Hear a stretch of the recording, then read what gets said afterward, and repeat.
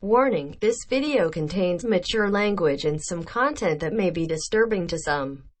Viewer discretion advised. Hello. Fuck, I was drinking water. Hi. Hello, people. Hello. I'm fine. You okay there? Yeah, I'm fine. All right, welcome to the podcast, people, where today we are going to be talking about weird monuments. Weird monuments, yes. So, my friend, how is your day so far? Well, it was Having yeah. a stroke there? uh, Would you like? So your day was I'm yeah. fine. Would you like to be more I'm specific fine. on that? Yeah. It's been alright. Okay. I almost made you die. Twice. You almost choked and then you had a stroke. Choke stroke. Yeah. I'm hoping you heard that sip of water. I sure did. I'm guessing that's soda. What soda, though? Guess the soda! Come. Close! Dr. Thunder! Same taste. The same great taste. Come. Try it now. Okay. Okay, my day was alright. I cut myself on a keyboard playing tug of war with it with my friend. So I was playing tug of war with a broken keyboard, and while doing so, I cut my finger and hand open, and a lot of blood. Man, it was dripping blood. Yeah, I was straight dripping, if you know what that means. Goku drip meme. So that was my day. How's your week been since we last recorded? It's been alright. I had a few dumb moments. Definitely. Would you like to talk about these dumb moments? I forgot to tell you this story, but it was very interesting. So my neighbor is very easy to anger, which is understandable. He's an old man. Fun. You can tell he gets angered easily. But he likes this one specific parking spot in our backyard. His neighbors were moving out, and so they hired movers. They parked in his spot. I think he went a little too, went really too far with this.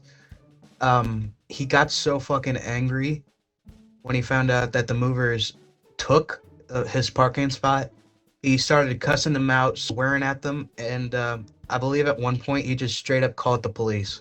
Did the police ever show? They did. Single cop car. What did the police officer do? I don't know. I wasn't there long enough for that to see that. All I know is that the female officer handed him like a piece of paper and told him to get the fuck back in his house. Oh my god. That's not a direct quote, by the way. I don't know what she actually said. Who knows? Maybe she said that exact same thing. You don't know. We don't know. So I'm assuming you're just like chilling back, watching TV, or getting ready for something. Oh, that just started happening. Yep. My week, very boring. All I've been doing this past week is playing a game about eggs and watching a show about doctors, and that's it. House MD? Yes, actually. Really? Yeah. The house never loses. Did you ever watch that show? Oh. I just straight up pulled a quote from Fallout New Vegas from a guy called Mr. House. Yeah, no. The house The never only loses. reason why I've been watching it is because it's been popping up everywhere on YouTube Shorts. I was like, you know what? Fuck it, why not? And I started watching it, and it's actually good. I like it. Yeah, I heard it was good. It's a good show. Oh fuck! I misinterpreted the quote. It's the house always wins. But why is it so popular? The show was made in 2004. Why is it getting popular all of a sudden? Like it's just showing up everywhere on YouTube Shorts. Even No iFunny, clue, man. it's even popping up there. I don't know, man. But I'm kind of glad they did it because I would have never watched the show. So, good show. Yeah. Give it a watch. It's Yeah. on Amazon Prime if you want to watch it. I give it a real 10 out of good. I give it a 5 canes out of 5. Yeah. That's what I give it. Okay. So yeah. Anyway, on to topic, I think. Yeah, about the monuments, about the monumental feats of these monuments. That Monument. Monument. I'm dying. Moment. I'm dying of AIDS. So Now you feel my pain. you have AIDS? Anyway, starting with this first monument right here. This one's called. Hold on. What? Oh. The child. It's called the Child Eater Fountain, I see. and it has a full description right here with it. In 1545, the town council in the Swiss city of Bern commissioned Hans Ging to create a statue to replace a 100-year-old one that had fallen into disrepair. What was there previously is not known. What Guienne created was enough to give the citizens of Bern sleepless nights ever since.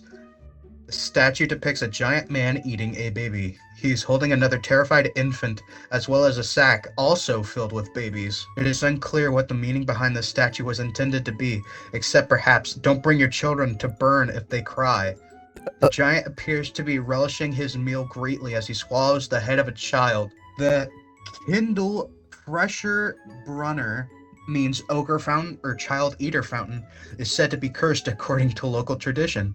The fountain flows with wine on Christmas night, but if it is drank, the imbiber becomes possessed by the devil and perhaps develops an insatiable appetite for cherubs. What? What's a cherub? In Jewish, Christian, and Islamic literature, a celestial winged being with a human, animal, or bird-like characteristic who functions as a throne bearer of the deity. Well, this is a very That's interesting. cool monument. It reminds me of that. Hold on, it reminds me of that one painting. What was it? Oh, right here. Saturn devouring his son. It's really weird.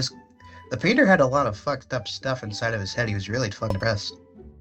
Like, he painted this. It reminds me of this. The fuck? Yeah. I dislike what I'm seeing.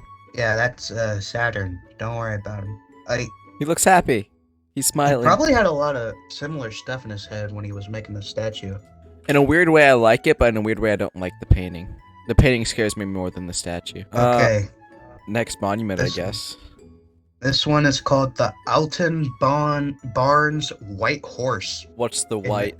I'm curious. In 1812, a farmer named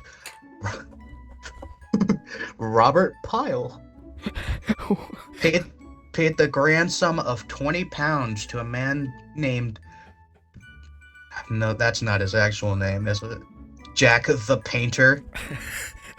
Nope, that's his full Who born name. was, and it says right here, in parentheses, who was fortunately a painter, to design and cut a horse into the hillside in Wiltshire, England. Oh, it's in England. Of course it's English.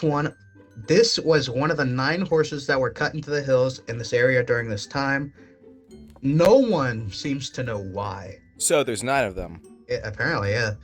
The design was carved out of the hill with tons of soil scraped out and carted away.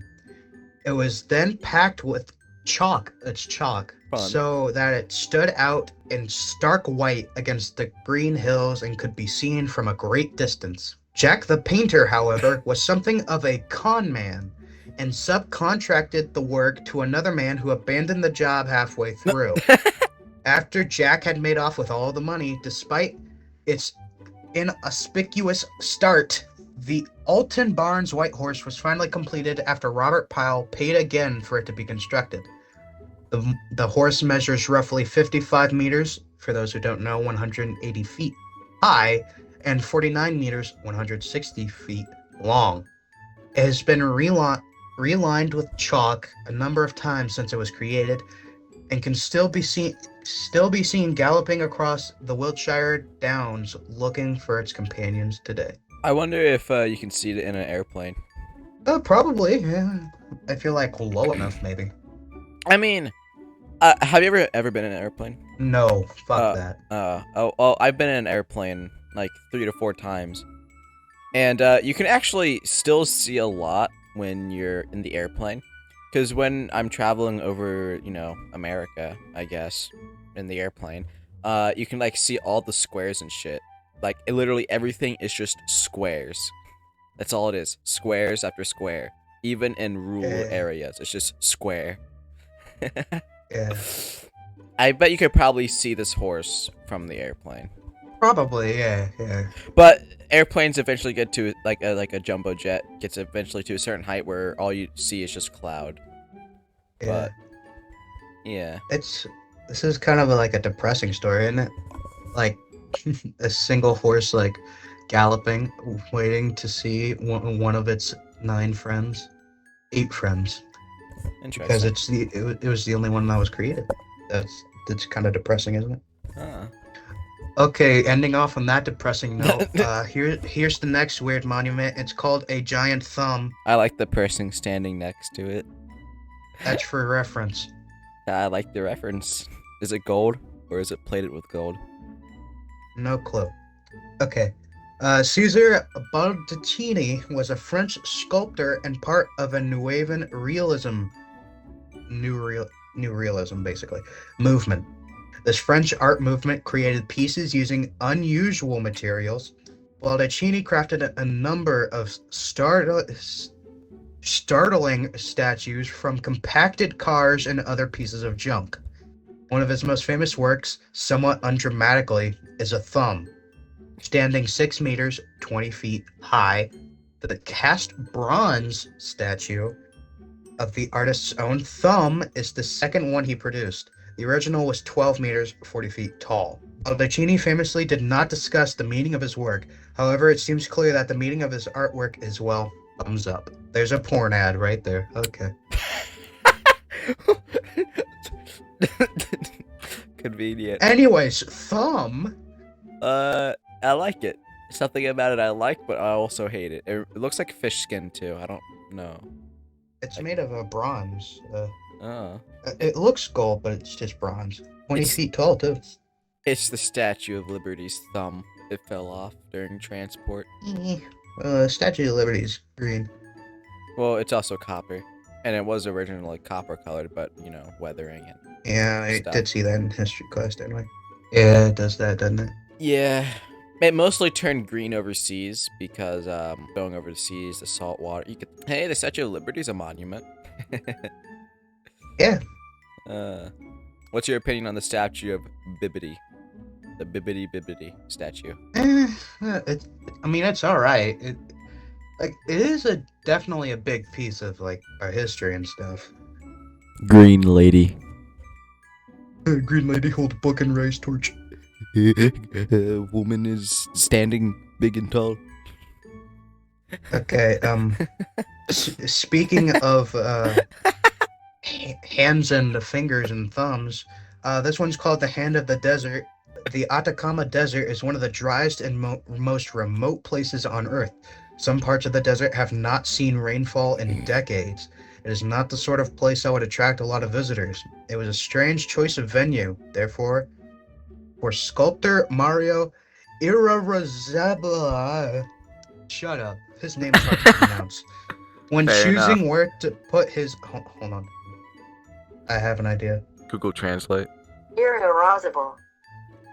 Okay, got it. Could you repeat that again? Irreversible.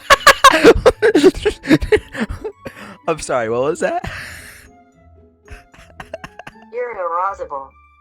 You're an arousable? Irreversible. Why does it talk like that sometimes? I don't know. Don't worry about it. I'm Mario sorry. Irarrázaval, when choosing where to put his latest artwork, a giant hand measuring 11 meters, 36 feet high poking out of the desert.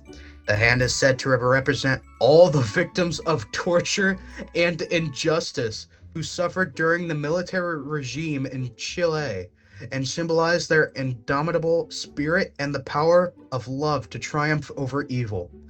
Unfortunately, not everyone sees it that way. Despite its out-of-the-way location, the piece is a regular target for vandals and graffiti artists, which we might think also says something about the indomitable spirit of taggers. Yes, the hand means, spirit and toughness. I see. Let's write dick on it. You know, The graffiti artist, probably. yeah. Oh, hold up. My cat need in. Oh, the little bitch. I'm back. Let's continue. Okay, the next one.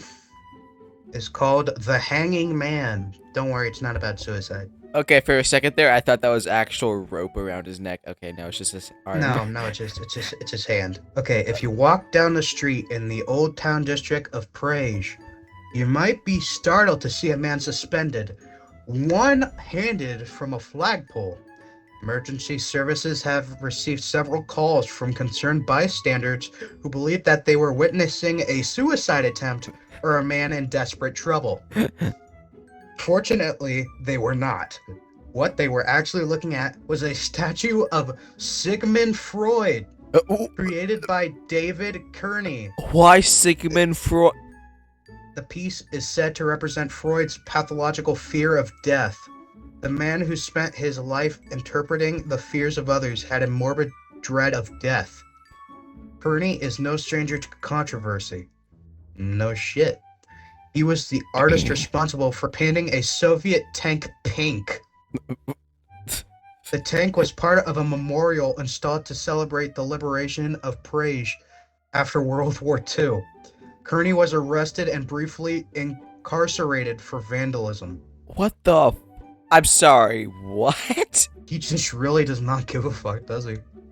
I'm painting this tank pink for breast cancer month. You see, that's my defense.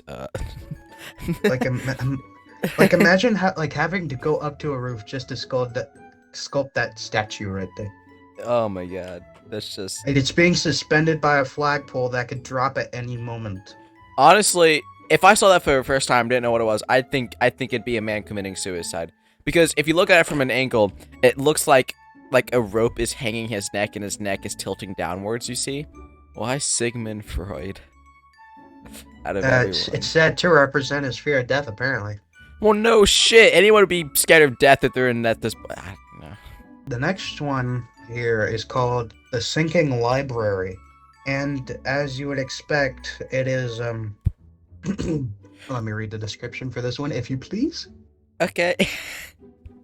Outside the State Library of Victoria, you might be surprised to see what looks like a remnant of an ancient library sinking back into the ground.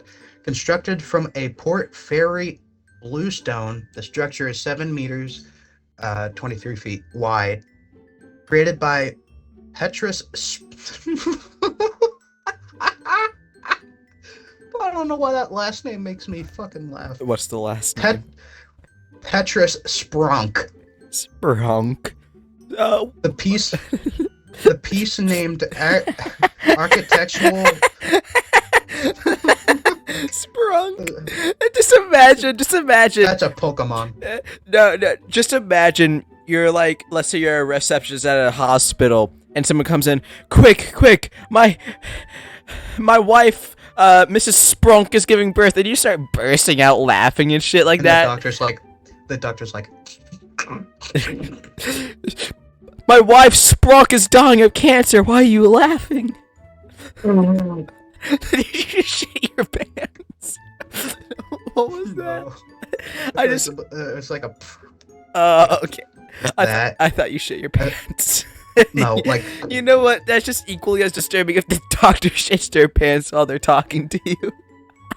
My wife Sprunk is dying. Just shits. You start seeing Proud licking from the bottom of his legs. Okay. Anyway, it's not over. Okay. The piece named Architectural Fragment is one of the several sunken pieces the artist has installed around the world, as meant to symbolize the fragile and transient nature of all that is human, which is pretty disturbing. However, the piece is like one of those glass is half full moments. Is like one of those. Yeah. Why is that description? I don't know. You can see the sinking of the library as the destruction of civilization and the disappearance of knowledge. Or maybe it is a new civilization breaking through the barriers surrounding the old, bringing forward new vistas of learning and hope. So, you pays your money and you takes your choice. Out of all the monuments you've showed so far, and art pieces and stuff like that, this is like the most normal one that makes the most sense. It's saying that nothing lasts forever, and enjoy the moment. Yeah. fish? It's just called salmon. Simple. I like it. Portland Weird, popular slogan in the Pacific Northwest. Perhaps that's what sculptor Keith Jellum intended when he made the Transcendence.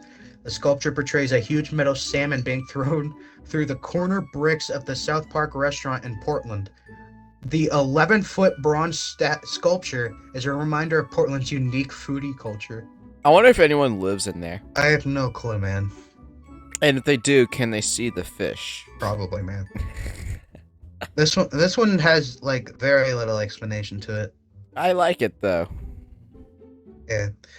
Okay, this is called the knotted gun. The peace sign is the standard symbol for pro-peace messages.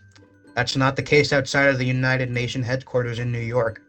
The knotted gun is a bronze depicting a giant Colt Python 357 Magnum revolver with a knotted barrel pointing towards the sky. Swedish sculptor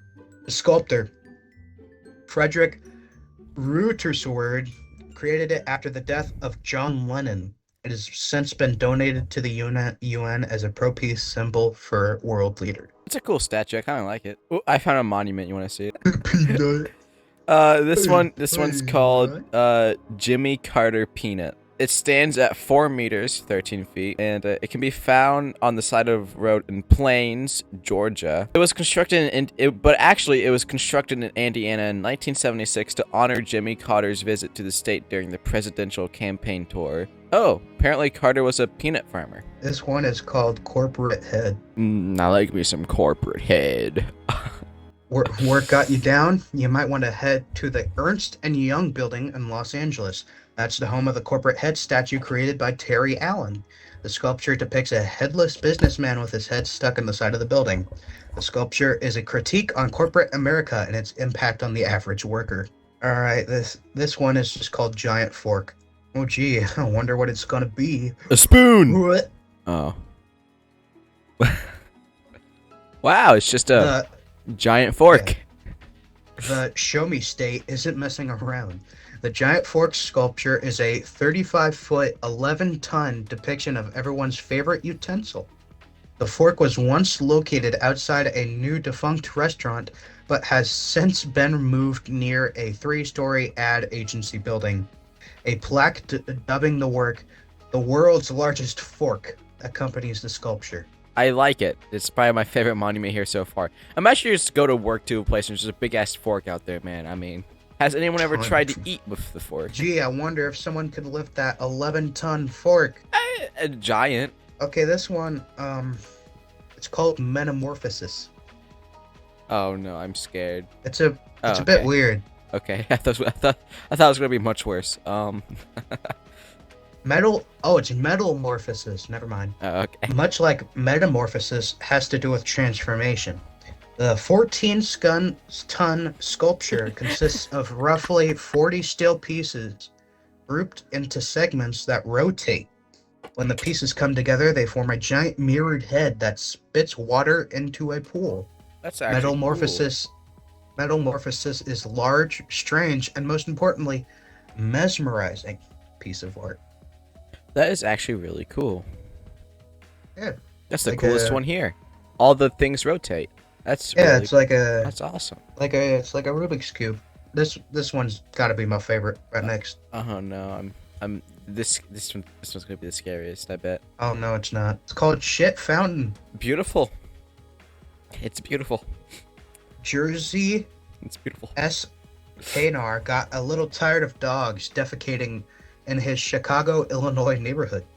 So he decided to create a reminder, not one to post a sign. Kanar, an artist, decided that a large pile of bronze poop would do the trick. For the record, the statue sits on Kanar's property, so the city isn't responsible for cleaning up his poop. Kanar is well known for his religious and political art, so the slightly shocking statue came as no surprise to his fans. I like it. Imagine you're just walking around in the city and you just see that. I mean, what do you do? Shit fountain. Guess you gotta take a shit on it. What do you think he would do if he saw you taking a shit on top of his shit fountain? Probably like smack the shit out of you, honestly. Uh, okay. Look at this monument. It's a very popular one for some reason. Why is it so popular? I don't know. Bean. Bean. Yeah, I saw that one. It's the place right next to the bean. Looks What like a the big fuck? ass bean. Do you think what? What do you think that bean tastes like if you ate it? Bronze. Really, really, you don't say. This one's just a giant bee. That's just really cool. They're the first Africanized killer bees in the US were spotted in Hidalgo, Texas, and the city decided to embrace their arrival with a 2,000-pound statue. Hidalgo calls itself the killer bee capital of the world. If that doesn't chill you to the bone, consider the price tag of consider the price tag. The statue cost the city $20,000. Wow, that is a lot of money. Yeah. The next one's weirder than that. Roddenberry's 1968 book, Making of Star Trek, declared that James T. Kirk would soon be born in a small Iowan town on March 22nd, 2028. The town wasn't named in the book, but the city councilman Steve Miller decided it should and could be Riverside. After erecting a monument claiming Riverside as the future birthplace of the famous character in the mid-80s, the town changed its slogan from where the pet to changed the slogan from where the best begins to where the trek begins. Wow. First name Captain, middle name James T, last name Kirk. If your parent names you Captain, you should get them fixed. I don't know, man. Ooh, Okay, I found a really cool one. I found one as well. This one is called Giant Beagle. It's an inn. That's cool. What? Do you think the house? Do you think the snoot is the toilet, or the Do you think it's where the beds are? Yeah, I don't know. Might not even be part of the house. Complete with a fire hydrant for extra emphasis, the Dog Bark Park Inn is actually a working B&B bed and breakfast. For those wondering, you can vacation inside the giant beagle. The hotel was built by spouses and chainsaw artist Francis and Dennis. Can sleep up to 4 people. Wow. I sleep in a dog. Dougie. Chainsaw artists. Wow, that's Chainsaw artist, yeah. That's cool. Here's this one I found. This one's the coolest one I've seen so far. I mean, what, like... That just looks like someone took, like, Photoshop and just drew. That's real. Oh. That tissue is real. Nice. So... The trees don't look real. The trees are real, too. Yeah, Everything... Sure. Everything... It looks oddly symmetrical. Here's another, there's another image. It's a thumbnail from a YouTube video. This one's closer up so you can see, like, the actual frame and the metal works of it. That's a cow. Basically, It's interesting. some rich guy literally was just like, you know what? I have a large piece of land. So he got a shit ton of artists and sculptors and stuff like that saying, I have money. You know how to do art. Take my money. Do the art. And this is what they did. So he has like a whole entire land of art pieces, and this is one of them. Nice. Yeah, it's kind of cool. I like it. Because it just looks, it's weird how it just doesn't look real. This one is the world's largest rocking chair. Oh my god, it's... does it actually rock, or is it like stapled to the ground? I think it actually rocks, but it's held to the ground by rope. How many people do you think it would take to make that thing start rocking? I don't know, man. As it turns out, Casey, Illinois is more or less the capital of world's largest items. The city boasts the world's largest wind chime, golf tee, and knitting needles, among other things. This rocking chair, designed and built by Jim Boleen and weighing in at over 46,000 pounds, seems to be the piece de resistance in this land of giant oddities. Although this one's, ooh, that's creepy. I am not concerned. Show. This one, well, it's not the statue itself, but the meaning behind it. Like, it's depressing and sad and scary. Okay, it looks like a normal thing, but I'm curious about the description now. Titled The Stone Man of Bowman Family Crypt. When tanning magnate John Porter Bowman commissioned a statue of himself outside his own mausoleum in 1881, he probably meant to horror his wife and two daughters who rest inside. But of course, John himself is now housed inside, creating a strange tableau of a man visiting his own grave. The mausoleum was an instant tourist attraction after it was completed, and it still attracts its fair share of onlookers. That is depressing. Okay, this one, it's just the world's largest thermometer. Does it actually work? Yes. Wait, does it really? Yeah. Oh my! I want to see time lapse video of this thing working. Standing at the gateway to Death Valley, this 1991 creation by a Salt Lake City sign company can register a maximum temperature of 134 degrees, the hottest temperature ever recorded on Earth. That's spicy. Imagine just being in that temperature. That sucks. Yeah, Like just imagine like like your air fucking conditioner just sweat. breaks or some shit, and then you just have to deal with that in your human ass house. Oh, that sucks. AIDS. Yeah. I'd move. I'd move to a state that doesn't get that hot. Suck AIDS. Suck AIDS and then get AIDS. Okay, this one, it's not well known. It's kind of weird, and I like it. It's called Cheese Mite. Is that just a mite on cheese? It is said that cheese is milk's leap towards immortality. However, although cheese generally lasts longer than the milk from which it came, cheese is not immune to attack. Bacteria, fungi, and even maggots all like to feast on cheese, so does the cheese mite. Cheese mites are close relatives of the mites which live on human tissue.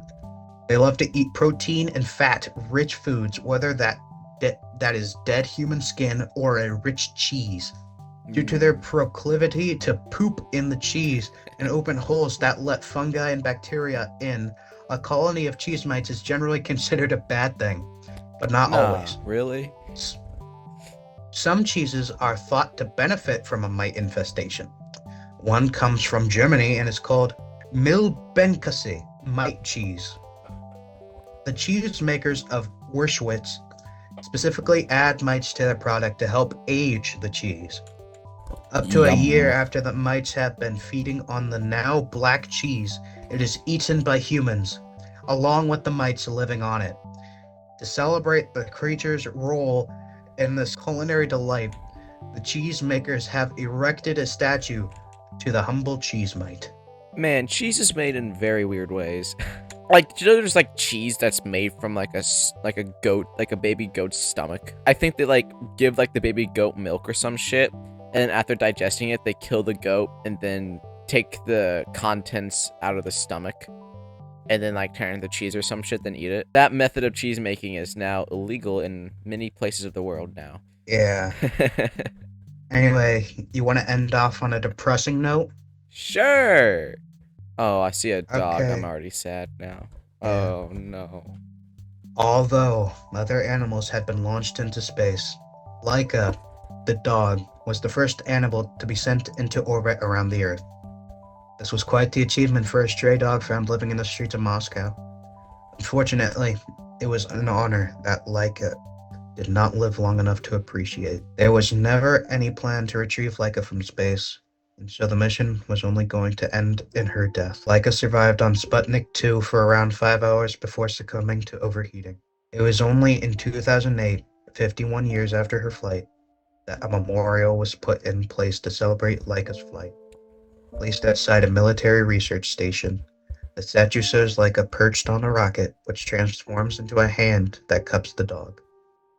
Though this was the first monument dedicated to Laika alone, she had been celebrated in other forms. Stamps, chocolates, and cigarettes were all produced in the Soviet Union with Laika's face on them. I am now sad. Told you it was depressing. Do you think the space shuttle is still there with the dog's corpse in it? I don't know.